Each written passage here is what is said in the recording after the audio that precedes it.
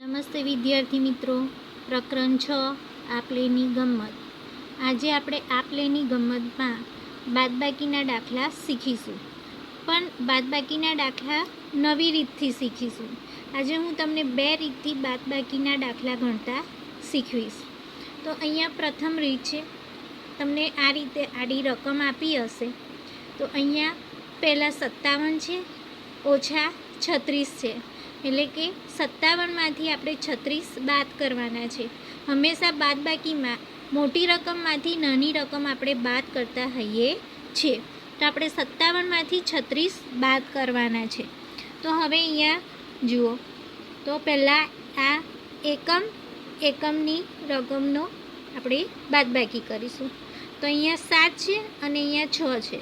તો 7માંથી 6 બાદ કરીશું તો જવાબ આવશે 1.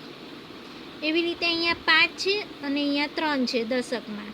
તો 5માંથી 3 બાદ કરીશું તો જવાબ મળશે આપણને 2.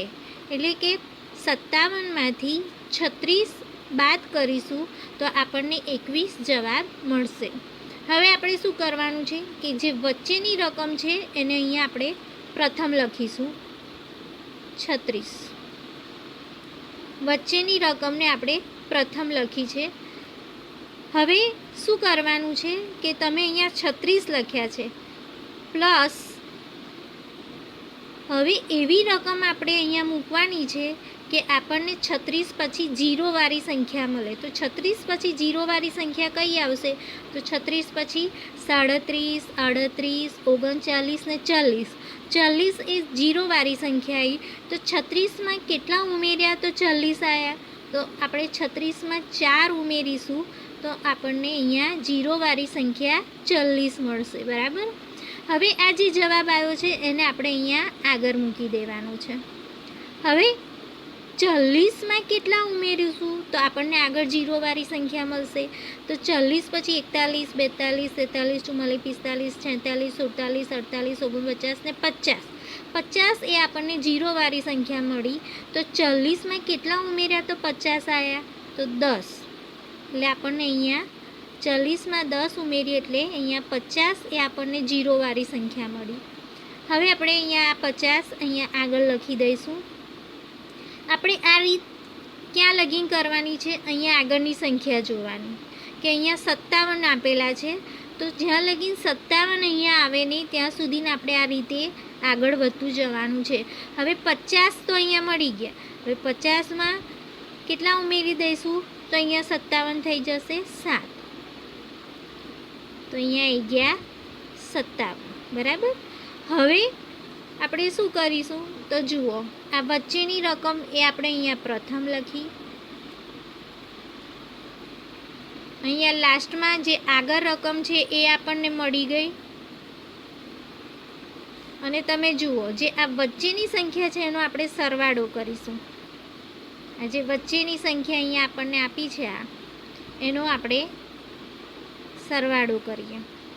તો 4 છે, 0 છે. 4માં 0 ઉમેરે તો 4 જ રહેશે. હવે 4માં 7 ઉમેરવાના છે એટલે 4 પછી 5, 6, 7, 8, 9, 10 અને 11. તો 11 1 વધી પડી, અહીંયા 1 મૂકી દઈશું. તો 1 ને 1 2. તો આ જે નીચે મળ્યો આપણને શું મળી ગયો? આ પાછળનો જવાબ. તો વચ્ચેની લાઈનનો જે સરવાળો કર્યો આપણને આ પાછળનો જવાબ મળી ગયો છે. તો અહીંયા આપણે જવાબ કરીને લખી દેવાનું કે જવાબ 21. તો આ થઈ ગઈ આપણી પહેલી રીત. હવે બીજી રીતથી શીખવાડું છું. રકમ આની આ જ રહેશે. અહીંયા જુઓ, 57 ઓછા 36. તો જવાબ આપણને અહીંયા મળી ગયો. તો આગળ કે 21 થાય છે. બરાબર. હવે આપણે શું કરવાનું છે કે જે આ વચ્ચેની રકમ છે એને આપણે અહીંયા પહેલાં પ્રથમ લખી દઈશું 36. બરાબર. હવે શું કરીશું? આપણે 10 ઉમેરતા જઈશું. તો 36માં 10 ઉમેરી દઈએ તો કેટલા થઈ જશે? તો 6માં 0 ઉમેરીશું તો 6 અને 3માં 1 ઉમેરીએ એટલે 4. બરાબર. હવે આ જે 46 જવાબ આવ્યો છે એને ફરી પાછો અહીંયા આગળ લખી દો અને એમાં ફરી પાછા 10 ઉમેરી દો. તો કેટલા થઈ જશે? 46માં 10 ઉમેરી દઈશું તો આપણને એ જવાબ મળી જશે 56. જુઓ, આ પાછળનો જવાબ એ જે આપણી આ આગળની રકમ છે તેનાથી મોટો થવો જોઈએ નહીં. હવે આ 56ને અહીંયા આગળ લખો. હવે 56માં કેટલા ઉમેરી દઈશું તો અહીંયા આપણને 57 જવાબ મળશે. તો 56માં 1 ઉમેરીશું એટલે આપણને અહીંયા આગળની રકમ જે છે 57 એ મળી જશે. બરાબર, આપણે જે આ રકમ છે આગળની ત્યાં લગીને જ આગળ વધવાનું છે, એથી આગળ જવાનું નથી. હવે શું કરીશું? તો આ આપણી વચ્ચેની રકમ થઈ ગઈ. આ આગળની રકમ છે આપણને અહીંયા મળી ગઈ, અને જે આ વચ્ચેની રકમ છે એનો આપણે સરવાળો કરીશું. તો 0 0 1 અને 1 ને 1 2, તો આપણને આ 21 જવાબ મળી ગયો. તો આપણે અહીંયા લખી દેવાનું કે જવાબ 21.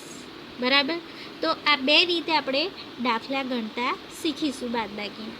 એક તો તમે અહીંયા સીધા 10 10 મૂકીને પણ સરવાળો કરી શકો છો, અને અહીંયા વચ્ચે તમે એવી સંખ્યા ઉમેરો કે પાછળ શૂન્યવાળી સંખ્યા આવે, તો એ રીતે પણ તમે બાદબાકીના દાખલા કરી શકો છો. તો આ બે રીતમાંથી તમને જે રીત પસંદ પડે તે રીતથી તમે બાદબાકીના દાખલા કરી શકો છો. અહીંયા બીજી એક રકમ લખી છે તે જોઈશું. અહીંયા આગળ 65 છે અને પાછળ 32 છે, તો 65માંથી 32ને આપણે બાદ કરીશું.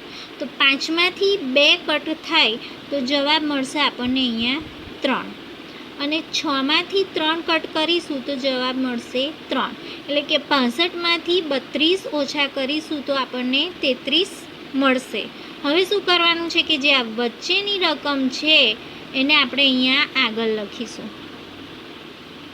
32 વત્તા. હવે એવી કઈ સંખ્યા મૂકીશું તો અહીંયા આપણને પાછળ 0વાળી સંખ્યા મળશે. તો 32માં કેટલા ઉમેરીશું?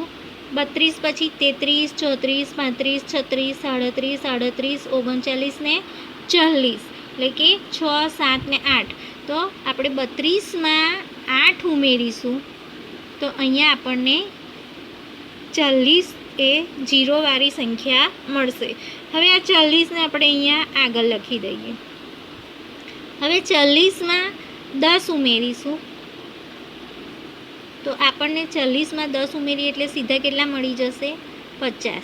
કારણ કે 40 પછી આપણે ખસીશું તો 0વાળી સંખ્યા 50 આવશે, એટલે 40માં 10 ઉમેરીએ તો 50 મળશે આપણને. હવે આ 50ને આગળ લખી દો. હવે 50 પછી આપણે આગળ વધીશું 51 52 53, તો આપણને 10 ઉમેરતા સીધા 0વાળી સંખ્યા આપણને 60 મળશે. બરાબર, હવે આપણે અહીંયા આગળ જોતું જોવાનું કે અહીંયા 65 છે, તો અહીંયા આપણે જે પાછળ જવાબ આવે છે એ 65થી આગળ જવો જોઈએ નહીં. તો હજુ અહીંયા 60 છે એટલે 65થી નાના છે, એટલે ફરી પાછા આપણે અહીંયા 60ને આગળ લખવું. હવે 60માં 10 ઉમેરી દઈશું તો 70 થઈ જશે, એટલે 65થી આગળ ઘટાડીએ. એટલે હવે આપણે 60માં કેટલા ઉમેરીશું તો 65 મળશે? તો 60માં 5 ઉમેરતા આપણને અહીંયા 65 જવાબ મળશે. બરાબર, તો આ વચ્ચેની રકમ હતી એ આપણે અહીંયા સૌપ્રથમ આગળ લખી. આ આગળની રકમ છે એ અહીંયા આપણને પાછળ મળી ગઈ, અને જે આ વચ્ચેની રકમ છે એનો આપણે સરવાળો કરીશું. તો આ 8 છે, 8માં 5 ઉમેરવાના. 8 પછી 9 10 11 12 ને 13, તો 13 3 વધી પડી 1. હવે 1 2 3, તો અહીંયા લખી દો 3. તો આ 33 એ આપણને શું મળી ગયો જવાબ? કે 65માંથી 32 બાદ કરીએ તો 33 છે એ આપણો જવાબ છે. વચ્ચેની સંખ્યા લખી તે, એટલે અહીંયા આપણે જવાબ કરીને 33 લખી દેવાના છે. તો આપણી પહેલી રીત થઈ ગઈ. આ જ રકમથી હું તમને બીજી રીત સમજાવીશ. હવે આગળ જોઈ ગયા કે 65માંથી આપણે 32 બાદ કરીએ તો 33 જવાબ મળે છે. હવે જે આ વચ્ચેની રકમ છે એને આપણે અહીંયા આગળ લખી દઈએ 32. હવે શું કરીશું? 10 ઉમેરીને કરીશું. તો 32માં 10 ઉમેરી દઈએ તો કેટલા થઈ જશે? 32માં 10 ઉમેરીશું તો 42. બરાબર. હવે 42 ને અહીં આગળ લખી દો. એમાં ફરી પાછા 10 ઉમેરો તો કેટલા થઈ જશે? 52. હવે આ 52 ને આગળ લખી દો. એમાં 10 ઉમેરો તો કેટલા થઈ જશે? 62. જુઓ, આપણે આ પાછળની રકમ જોવાની છે કે આ 65થી આગળ વધવી જોઈએ નહીં. હવે 62 આવી ગયા તો 62 એ 65થી નાના છે એટલે 62ને ફરી આગળ લખો. હવે આપણે આમાં 10 ઉમેરીશું તો સીધા 72 થઈ જશે એટલે 65થી વધી જશે. તો હવે આપણે આ 62માં કેટલા ઉમેરીશું તો આપણને આ 65 જવાબ મળશે? તો અહીંયા 3 ઉમેરી દઈશું 62માં એટલે અહીંયા આપણને 65 એટલે કે જે આગળની રકમ છે તે મળી જશે.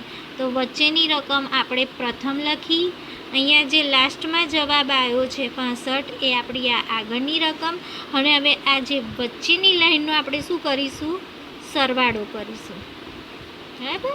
તો 0માં 0 ઉમેરે તો 0, એમાં 0 ઉમેરે તો 0 ને એમાં 3 ઉમેરીશું તો 3 જ રહેશે. અને 1, 2 અને 3. તો આ મળી ગયો આપણને આ પાછળનો જવાબ. વચ્ચેની લાઈનનો સરવાળો કર્યો તે આપણો બાદબાકીનો જવાબ મળી ગયો. એટલે આપણે અહીંયા જવાબ કરીને 33 લખવાના છે. તો વિદ્યાર્થી મિત્રો, તમારે તમારી સ્વપોથીની અંદર પણ આ જ રીતના દાખલા તમારી જાતે ગણવાનો પ્રયત્ન કરવાનો છે.